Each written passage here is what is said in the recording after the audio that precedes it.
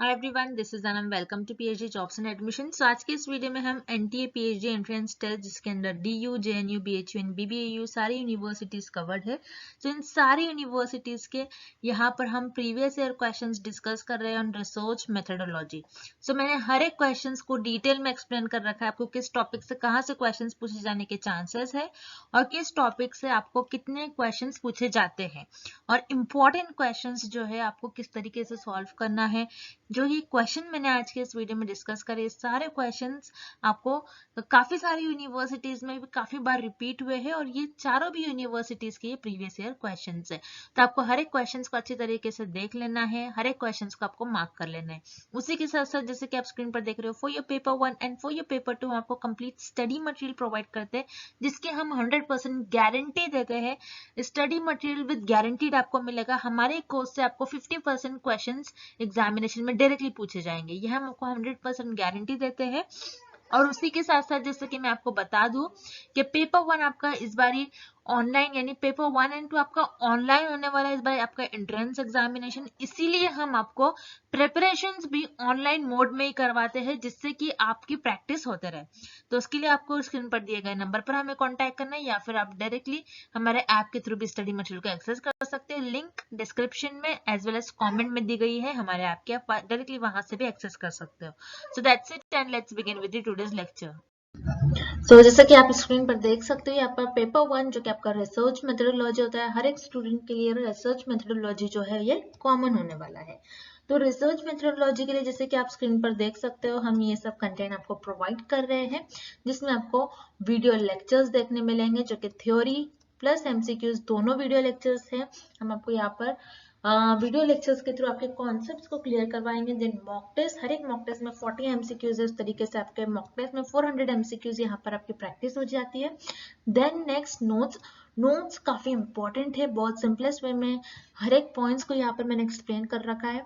तो आपके जो भी डाउट्स है, आपको जो भी हर एक टॉपिक में डाउट्स है, अगर आप एक बारी नोट्स के थ्रू उसको रीड कर लेते हो तो वहां पर आपका डाउट, हर एक डाउट आपका क्लियर हो जाएगा। तो नोट्स में हमने के इम्पोर्टेंट पॉइंट्स को आप देखोगे, जो भी हमारे बैच के स्टूडेंट है वहां पर मैंने इंपॉर्टेंट पॉइंट्स को हाईलाइट कर रखा है जिससे कि आप उन पॉइंट्स को, उन वर्ड्स पर फोकस कर सको। देन उसके बाद पीडीएफ हम आपको प्रोवाइड करते हैं जिसमें 1500 से भी ज्यादा इंपॉर्टेंट क्वेश्चंस है, जिसमें हमने आपको प्रीवियस ईयर क्वेश्चंस पेपर भी प्रीवियस ईयर क्वेश्चंस आपके साथ डिस्कस करा है एंड मोस्ट एक्सपेक्टेड एमसीक्यूज भी यहाँ पर आपके साथ शेयर करा है। तो सारा कंटेंट आपको बाइलिंगुअल लैंग्वेज, हिंदी इंग्लिश दोनों लैंग्वेज में हम प्रोवाइड करते हैं। तो ये सारा कंटेंट जो है, इससे आपको 100% हम पासिंग गारंटी देते हैं कंटेंट के थ्रू कि हमारे कंटेंट से एग्जामिनेशन में क्वेश्चंस आपको पूछे जाने के चांसेस है। तो उसके लिए आपको स्क्रीन पर जो नंबर नजर आ रहा है व्हाट्सएप के थ्रू, या फिर अगर आप हमारे ऐप के थ्रू कंटेंट को एक्सेस करते हो तो आपको सारी चीजें एक ही जगह पर मिल जाती है। ऐप पर हमारा प्रॉपरली हर एक चीज आपको टॉपिक वाइज हर एक चीज आपको एक ही जगह पर ऐप पर मिल जाएगा।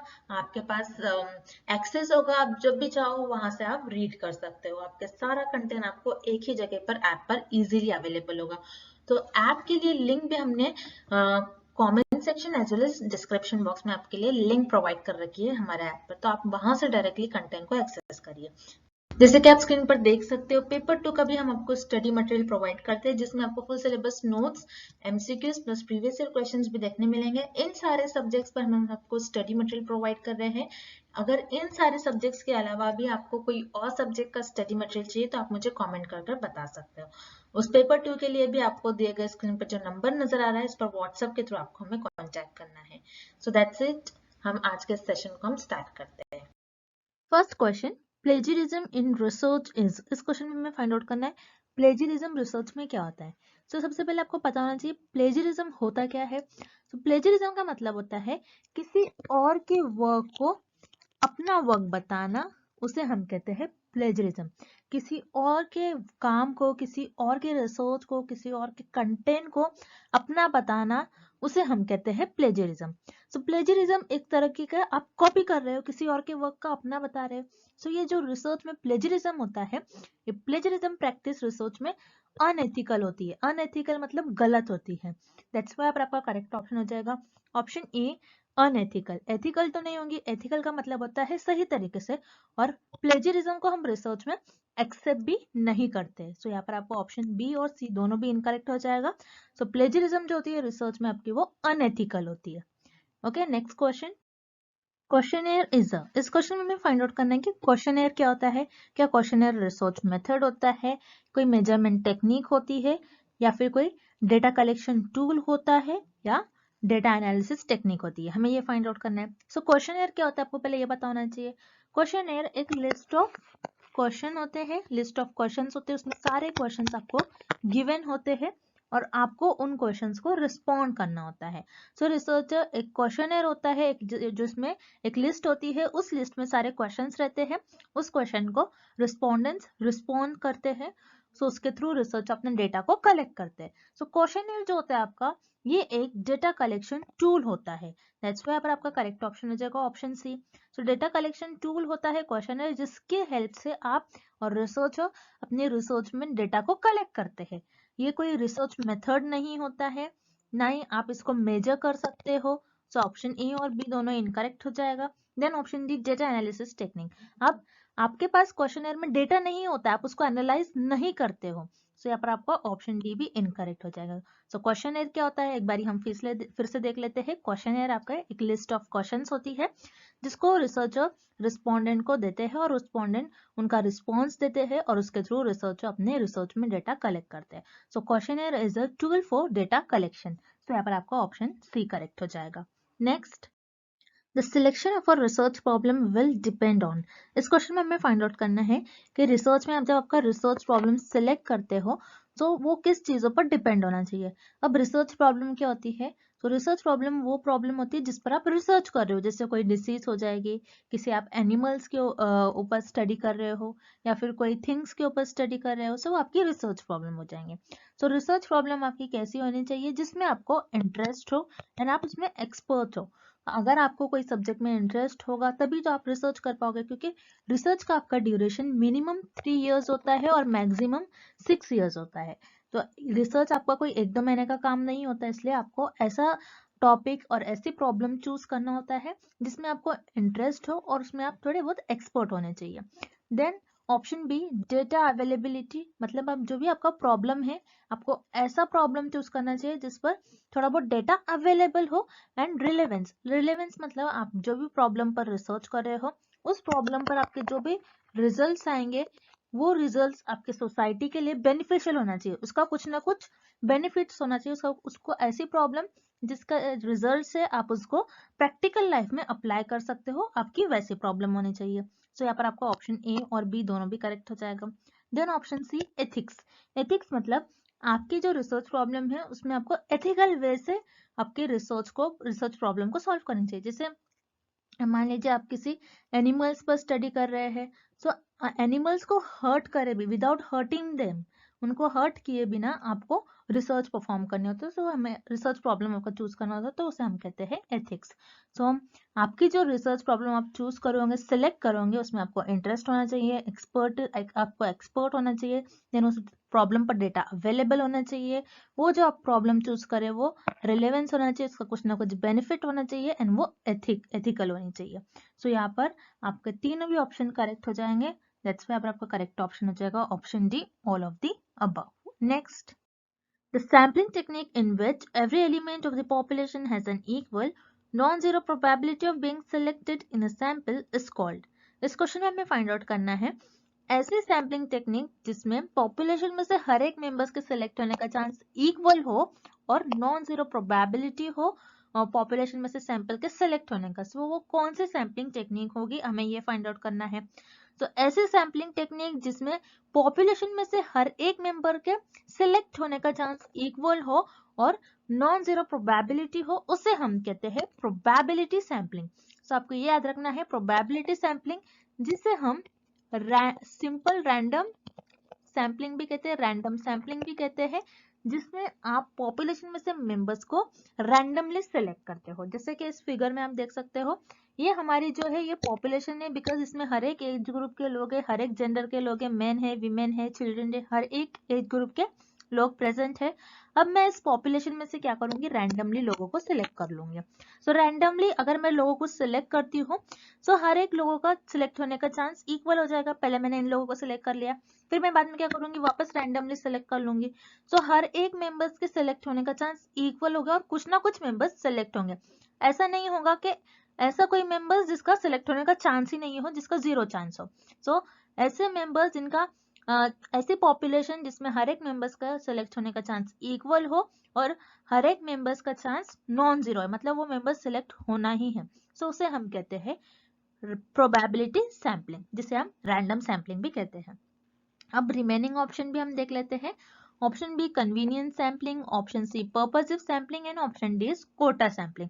सो कन्वीनियंस, पर्पस और कोटा सैंपलिंग में आप रैंडमली पॉपुलेशन में से मेंबर्स को सेलेक्ट नहीं करते हो, बल्कि आप आपके कन्वीनियंस, पर्पस, जजमेंट के बेसिस पर से पॉपुलेशन में से मेंबर्स को सेलेक्ट करते हो। सो ये तीनों भी आपके नॉन प्रोबेबिलिटी सैंपलिंग के टाइप्स होते हैं, जिसमें आप आपके कन्वीनियंस, जजमेंट और अपने ओपिनियन के बेसिस पर से, अपने कन्वीनियंस के बेसिस पर से पॉपुलेशन में से मेंबर्स को सेलेक्ट कर लेते हो। आप यहाँ पर रैंडमली पॉपुलेशन में से मेंबर्स को सेलेक्ट नहीं करते हो। दैट्स व्हाई आपका ऑप्शन बी, सी और डी इनकरेक्ट हो जाएगा। सो हियर आपका करेक्ट ऑप्शन हो जाएगा ऑप्शन ए प्रोबेबिलिटी सैंपलिंग, जिसमें आप पॉपुलेशन में से हर एक मेंबर्स के सिलेक्ट होने का चांस इक्वल होता है और नॉन जीरो प्रोबेबिलिटी होती है सैंपल्स के सिलेक्ट होने की। दैट्स व्हाई आपका ऑप्शन ए करेक्ट हो जाएगा। Next, Which of the following includes all the physical components of a computer?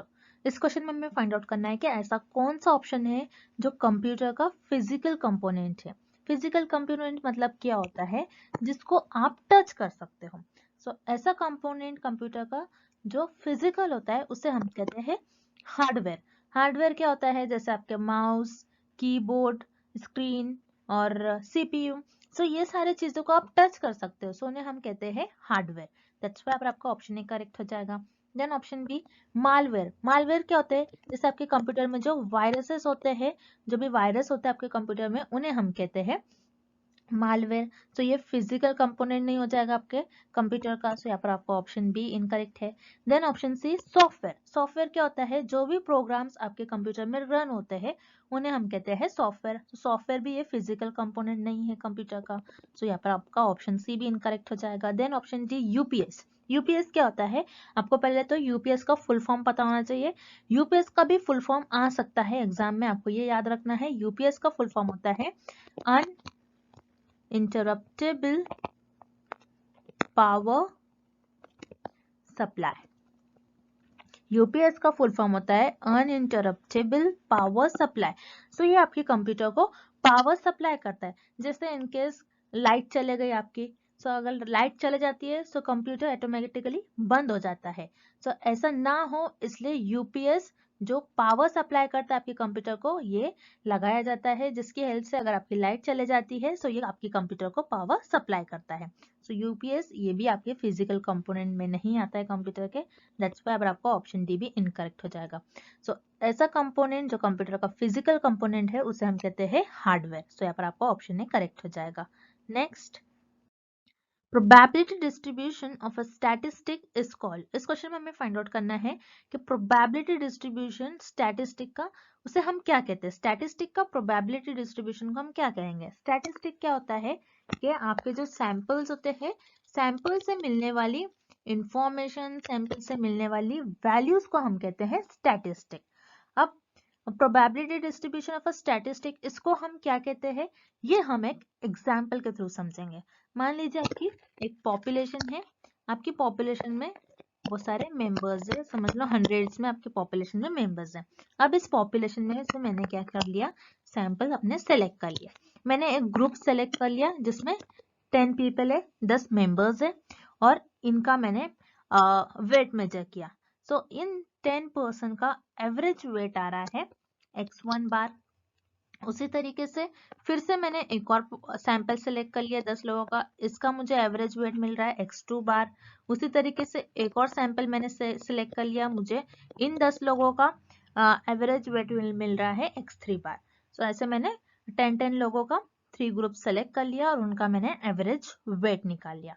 अब ये जो वैल्यूज मुझे मिल रहे हैं, ये x1, x2, x3 जो मुझे वेट मिल रहा है मेरे सैंपल का, इसे हम कहते हैं सैंपल स्टैटिस्टिक। इसे हम कहते हैं स्टैटिस्टिक, मतलब सैंपल से मिलने वाली इंफॉर्मेशन को हम कहते हैं स्टैटिस्टिक। अब ये जो मुझे इंफॉर्मेशन मिल रही है, मैं क्या करूंगी, एक डिस्ट्रीब्यूशन बनाऊंगी। तो मैं इस इंफॉर्मेशन को मैं ग्राफ में कन्वर्ट कर दूंगी, जैसे ये x1 bar, x2 bar and x3 बार। तो मुझे जो सैंपल से इंफॉर्मेशन मिल रही है, उस इंफॉर्मेशन को मैंने इस तरीके से डिस्ट्रीब्यूट कर दिया है। सो इसी डिस्ट्रीब्यूशन को हम कहते हैं, और इसी probability distribution of a statistic, इसी डिस्ट्रीब्यूशन, इसी सैंपल के जो स्टैटिस्टिक मिल रहा है आपको, स्टैटिस्टिक के डिस्ट्रीब्यूशन को हम कहते हैं सैंपलिंग डिस्ट्रीब्यूशन। ओके, तो probability distribution of a statistic is called sampling distribution. मतलब सैंपल के जो आपको इंफॉर्मेशन मिल रही है उसे हम कहते हैं स्टैटिस्टिक, और उसी इंफॉर्मेशन को आप क्या करते हो, इस तरीके से स्प्रेड करते हो, इस तरीके से डिस्ट्रीब्यूट करते हो, और इस डिस्ट्रीब्यूशन को हम कहते हैं सैम्पलिंग डिस्ट्रीब्यूशन। अब रिमेनिंग ऑप्शन भी हम देख लेते हैं। स्टैंडर्ड एरर, स्टैंडर्ड एरर क्या होता है, जैसे आपकी जो सैम्पलिंग डिस्ट्रीब्यूशन है, इसमें ये मतलब आपके मीन से कितना आपका जो वैल्यूज है वो स्प्रेड है, ये होता है आपका स्टैंडर्ड डिविएशन। इसी स्टैंडर्ड डिविएशन को, और जो आपकी वैल्यूज मीन से कितनी ज्यादा दूर है, इसी को हम कहते हैं स्टैंडर्ड एरर। सो ये स्टैंडर्ड एरर की डेफिनेशन नहीं होगी, दैट्स व्हाई आपका ऑप्शन बी इनकरेक्ट है। Then option C, sampling error. Sampling error क्या होता है, difference between population parameter minus sample statistic. Population parameter और सैंपल स्टैटिस्टिक का डिफरेंस को हम कहते हैं सैम्पलिंग एरर। ये भी हमें इस क्वेश्चन में नहीं पूछ रहा है, सो यहाँ पर आपको ऑप्शन सी इनकरेक्ट हो जाएगा। Then option D, parameter. Parameter क्या होता है, पॉपुलेशन से मिलने वाली इंफॉर्मेशन, पॉपुलेशन से जो भी आपको इंफॉर्मेशन मिल रही है, वैल्यूज मिल रही है, उससे हम कहते हैं पैरामीटर। सो यहाँ पर इसकी भी हमें डेफिनेशन नहीं गिवन है, सो यहाँ पर आपको ऑप्शन डी इनकरेक्ट हो जाएगा। So probability distribution of a statistic is called sampling distribution. So यहाँ पर आपका ऑप्शन ए करेक्ट हो जाएगा। Next, which one of the following statements regarding standard error is true? इस क्वेश्चन में हमें फाइंड आउट करना है कि कौन सा ऑप्शन करेक्ट है अबाउट स्टैंडर्ड एरर। अब जैसे कि प्रीवियस क्वेश्चन में हमने देखा था स्टैंडर्ड एरर क्या होता है, एक बारी मैं आपको फिर से बताती हूँ स्टैंडर्ड एरर क्या होता है। जैसे मेरी पॉपुलेशन है, पॉपुलेशन में से कुछ मेंबर्स है, उन मेंबर्स को मैंने सिलेक्ट कर लिया और ये मेरा सैंपल बन गया। जैसे मैंने यहाँ पर 10-10 का ग्रुप बनाया था और उनका मैं एवरेज वेट मेजर कर रही हूँ, सो x1 बार आ जाएगा एक सैंपल का। दूसरा सैंपल ले रही हूँ मैं जिसमें 10 मेंबर्स है, उनका वेट आ जाएगा, एवरेज वेट आ जाएगा x2 बार। उसी तरीके से एक और सैंपल लूंगी मैं, उसका वेट आ जाएगा x3 बार। सो ये मेरे सैंपल्स है, मतलब ये मेरे स्टैटिस्टिक है, सैंपल से मिलने वाली इंफॉर्मेशन को हम कहते हैं स्टैटिस्टिक। अब मैं क्या करूंगी, जो सैंपल से मुझे इंफॉर्मेशन मिल रही है उसका मैं डिस्ट्रीब्यूशन ड्रॉ करूंगी, उसको कुछ इस तरीके से स्प्रेड करूंगी। तो मेरा हो जाएगा x1 बार, x2 बार, x3 बार। अब मैंने जो मुझे सैंपल से इंफॉर्मेशन मिली है, जो 10-10 मेंबर्स का एवरेज वेट मैंने मेजर करा है, उसको मैंने, उस इंफॉर्मेशन को मैंने ग्राफ में, और उसको ग्राफ में कन्वर्ट कर लिया और उसका डिस्ट्रीब्यूशन कुछ इस तरीके से ड्रॉ कर लिया। अब ये जो आपका रहता है मिडल वैल्यू, उसे हम कहते हैं मीन। अब आप क्या करते हो, आपका जो डिस्ट्रीब्यूशन होता है उसमें आप देखते हो कि आपका जो वैल्यूज है कितना मीन से दूर है। जितना ज्यादा आपके वैल्यूज मीन से दूर होगा उतना ज्यादा आपका एरर होगा।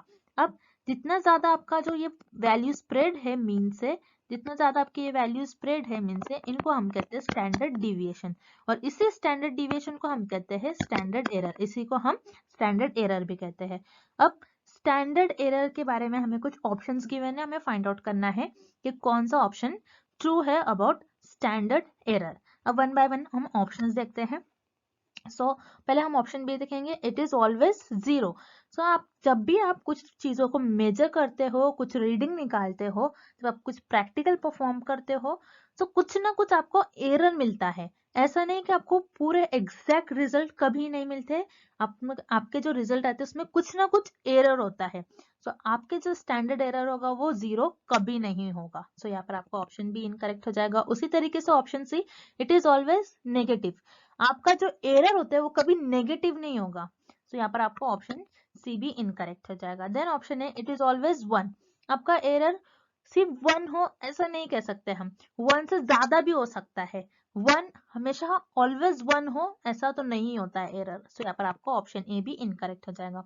सो आपका जो स्टैंडर्ड एरर होता है वो ऑलवेज नॉन नेगेटिव होता है। आपको याद रखना है स्टैंडर्ड एरर क्या होता है आपका, ऑलवेज नॉन नेगेटिव, मतलब आपके कुछ ना कुछ एरर्स हो गए, जैसे 4, 5, 10 ऐसा कुछ ना कुछ एरर्स हो जाएंगे।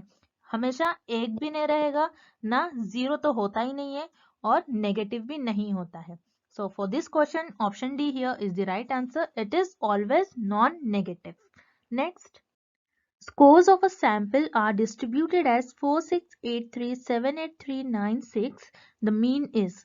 इस क्वेश्चन में हमें सैंपल्स के कुछ स्कोर्स गिवन है और स्कोर्स को कुछ इस तरीके से इन्होंने स्प्रेड कर दिया है। तो हमें कुछ नंबर्स गिवन है और हमें इन डेटा का हमें कुछ डेटा गिवन है, उसका हमें मीन फाइंड आउट करना है।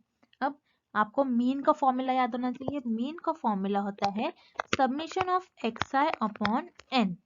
सबमिशन का मतलब क्या होता है, सबमिशन का मतलब होता है आपका एडिशन, मतलब आपको जो सारा डेटा जो गिवन है उसको आपको ऐड करना है। जैसे आपको यहाँ पर डेटा गिवन है, सो सारे नंबर्स को आपको ऐड करना है। 4 + 6 + 8 + 3 + 7 + 8 + 3 + 9 + 6 डिवाइडेड बाय n। n मतलब टोटल टर्म्स, मतलब टोटल कितने नंबर्स आपको गिवन है ये आपको टोटल नीचे लिखना है। So 1 2 3 4 5 6 7 8 9 टोटल 9 नंबर्स है, तो डिवाइडेड बाय 9 हो जाएगा आपका। तो ये इन सारे टर्म्स को आपको ऐड करना है। ऐड करने के बाद आपका आंसर आ जाएगा 54/9। सो 9 1 एंड 9 6 54। तो आपका जो मीन आ जाएगा, जो आपको डेटा गिवन है इस डेटा का आपका मीन होगा 6। दैट्स व्हाई आपका करेक्ट ऑप्शन हो जाएगा option A 6। Next, Which of the following are the sources of primary data in remote sensing? इस क्वेश्चन में हमें फाइंड आउट करना है कि इन ऑप्शंस में से कौन से ऑप्शन में हमें प्राइमरी डेटा का सोर्स गिवन है इन रिमोट सेंसिंग। रिमोट सेंसिंग का मतलब है जिसको आप टच नहीं कर रहे हो, जिसको आप दूर से ही परफॉर्म करते हो डेटा कलेक्ट करने के लिए। सो प्राइमरी डेटा क्या होता है आपको पहले ये पता होना चाहिए। सो याद रखिएगा रिसर्च में आपके दो टाइप्स के डेटा होता है, एक होता है आपका प्राइमरी डेटा एंड सेकेंड होता है आपका secondary data. So primary data क्या होता है, प्राइमरी डेटा वो डेटा होता है जो रिसर्चर खुद जनरेट करते हैं, उसे हम कहते हैं प्राइमरी डेटा। और सेकेंडरी डेटा क्या होता है, जो रिसर्चर खुद जनरेट नहीं करते बल्कि वो डेटा पब्लिश्ड डेटा होता है, जो ऑलरेडी अवेलेबल डेटा होता है, उसे हम कहते हैं सेकेंडरी डेटा। अब इस क्वेश्चन में हमें पूछ रहा है कि प्राइमरी डेटा का एग्जाम्पल हमें किस ऑप्शन में गिवन है इन रिमोट सेंसिंग, मतलब आप जिसको दूर से ही परफॉर्म करते हो, दूर से ही डेटा कलेक्ट करते हो। सो वन बाय वन हम ऑप्शन देखेंगे। Option A unpublished maps and reports, मतलब मैप्स और रिपोर्ट्स है जो अनपब्लिश नहीं है, अभी तक पब्लिश नहीं हुई, लेकिन किसी ने तो कोई ना कोई है जो मैप्स और रिपोर्ट्स पर काम कर रहा है, अभी तक पब्लिश नहीं हुई है, तो किसी दूसरे का काम है, अभी तक पब्लिश नहीं हुआ है, तो आप उसको नहीं कहोगे कि वो प्राइमरी डेटा है। दैट्स व्हाई आपका ऑप्शन ए इनकरेक्ट हो जाएगा। Then option B ground survey, aerial photographs and satellite images. So ground survey क्या होता है, जैसे आपने देखा होगा किसी रोड का कंस्ट्रक्शन हो रहा है, सो उस रोड को मेजर किया जाता है, प्रॉपर देखा जाता है, उसको ऑब्जर्व किया जाता है, उसकी जो सैंड है उसको देखा जाता है किस टाइप की है। सो ग्राउंड सर्वे ये रिसर्चर खुद करता है, खुद चीजों को मेजर करता है, सो ये आपका प्राइमरी डेटा में आ जाएगा। एरियल फोटोग्राफ्स, एरियल फोटोग्राफ्स जैसे आपने आजकल देखा होगा ड्रोन्स के थ्रू फोटोग्राफ्स लिया जाता है एयर में, जिसमें आप कैमरा होता है, जैसा बहुत सारे वेडिंग्स में आजकल एरियल फोटोग्राफ्स का यूज किया जाता है। उसी तरीके से सैटेलाइट इमेजेस, सैटेलाइट्स के बारे में इंफॉर्मेशन जानने के लिए सैटेलाइट से इमेजेस कलेक्ट करा जाता है। सो ये सारे जो टर्म्स है हम ज्यादातर ज्योग्राफिकल रिसर्च में यूज करते हैं। So ground survey, aerial photographs and satellite images ये रिसर्चर खुद जनरेट कर रहा है, खुद इसके हेल्प से डेटा को कलेक्ट कर रहा है। सो यहाँ पर ऑप्शन बी आपका ये एग्जाम्पल होगा आपका प्राइमरी डेटा का in remote sensing. That's why आपका करेक्ट ऑप्शन हो जाएगा option B. Next, research in which a researcher makes changes in an independent variable and studied their effect on dependent variable under control condition is called as। इस question में हमें find out करना है कि ऐसी कौन सी रिसर्च होती है जिसमें रिसर्चर इंडिपेंडेंट वेरिएबल को चेंज करता है और उसका इफेक्ट दिखता है डिपेंडेंट वेरिएबल पर अंडर कंट्रोल कंडीशन। तो उस रिसर्च को हम कहते हैं एक्सपेरिमेंटल रिसर्च। सो एक्सपेरिमेंटल रिसर्च में रिसर्चर इंडिपेंडेंट वेरिएबल को चेंज कर उसका इफेक्ट देखता है कि डिपेंडेंट वेरिएबल पर उसका इफेक्ट क्या हो रहा है। जैसे मान लो इंडिपेंडेंट वेरिएबल है स्मोकिंग, आप कोई पर्सन स्मोकिंग कर रहा है, आप ये देखोगे कि स्मोकिंग का इफेक्ट क्या हो रहा है लंग्स पर। सो यहाँ पर आप स्मोकिंग कोई पर्सन ज्यादा करता है, कोई पर्सन स्मोकिंग कम करता है, तो ज्यादा स्मोकिंग करने से लंग्स पर कैसा अफेक्ट होता है और कम स्मोकिंग करने से लंग पर कैसा अफेक्ट होता है। सो यहाँ पर आप इंडिपेंडेंट वेरिएबल को चेंज कर रहे हैं उसका इफेक्ट देखने के लिए, लंग्स पर उसका क्या इफेक्ट हो रहा है, स्मोकिंग कम ज्यादा करने पर लंग्स पर कैसा इफेक्ट हो रहा है, आप ये स्टडी कर रहे हो under some control condition. Control condition ऐसे वेरिएबल्स जो एक्स्ट्रा वेरिएबल्स होते हैं जिसको हम कहते हैं एक्सट्रेनियस वेरिएबल, उनको रिसर्च अपने रिसर्च में कंट्रोल करते हैं। सो इस केस में इस स्टडी में कंट्रोल वेरिएबल्स क्या हो सकते हैं आपके, जैसे एज हो सकता है, जेंडर हो सकता है।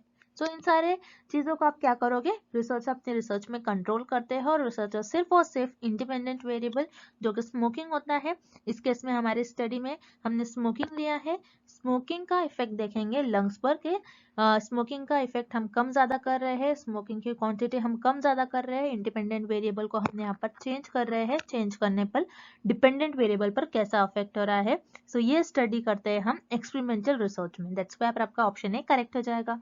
Then option B non experimental research. Non experimental research में आप क्या करते हो, इसमें आपके पास लैक ऑफ बहुत ज्यादा क्वांटिटी में आपके पास इंडिपेंडेंट वेरिएबल्स होते हैं, इंडिपेंडेंट वेरिएबल ज्यादा होते हैं नॉन एक्सपेरिमेंटल रिसर्च में। So non experimental research basically जो इवेंट अकर हो जाते हैं, अकर होने के बाद उसको एनालाइज करने के लिए हम नॉन एक्सपेरिमेंटल रिसर्च का यूज करते हैं। सो यहाँ पर आपका ऑप्शन बी भी इनकरेक्ट हो जाएगा, बिकॉज नॉन एक्सपेरिमेंटल रिसर्च में हम कोई इंडिपेंडेंट वेरिएबल को चेंज कर उसका इफेक्ट नहीं देखते हैं डिपेंडेंट वेरिएबल पर। Then option C ethnographical research. Ethnographical research, ethnographic research क्या होती है, जिसमें आप डिफरेंट डिफरेंट कल्चर्स के बारे में स्टडी करते हैं, जैसे इंडियन कल्चर्स, वेस्टर्न कल्चर, तो सारे कल्चर्स के बारे में आप स्टडी करते हो। अगेन यहाँ पर आपका ऑप्शन सी भी इनकरेक्ट हो जाएगा। Then option D analytical research. Analytical research क्या होती है, जिसमें आपके पास ऑलरेडी इंफॉर्मेशन प्रेजेंट होती है, उसी इंफॉर्मेशन को आप क्या करते हो, उस पर प्रैक्टिकल परफॉर्म कर देखते हो कि वो आपके पास जो इंफॉर्मेशन है वो सही या फिर नहीं, उसको प्रैक्टिकल करके उस इंफॉर्मेशन को एनालाइज करते रहते हो आप। सो एनालिटिकल रिसर्च ज्यादा करके आप एनालिटिकल केमिस्ट्री में यूज करते हो। सो यहाँ पर आपका ऑप्शन डी भी इनकरेक्ट हो जाएगा, बिकॉज एनालिटिकल रिसर्च में भी आप कोई इंडिपेंडेंट वेरिएबल को चेंज कर उसका इफेक्ट नहीं देखते हो डिपेंडेंट वेरिएबल पर। सो ऐसा सिर्फ और सिर्फ आप एक्सपेरिमेंटल रिसर्च में करते हैं। एक्सपेरिमेंटल रिसर्च में रिसर्चर इंडिपेंडेंट वेरिएबल को चेंज करता है और उसका इफेक्ट देखता है डिपेंडेंट वेरिएबल पर क्या हो रहा है अंडर सम कंट्रोल कंडीशन। सो ये डेफिनेशन हो जाएगी आपकी एक्सपेरिमेंटल रिसर्च की। सो यहाँ पर आपका ऑप्शन है करेक्ट हो जाएगा experimental research. And thank you for watching this video. Good luck with your preparations.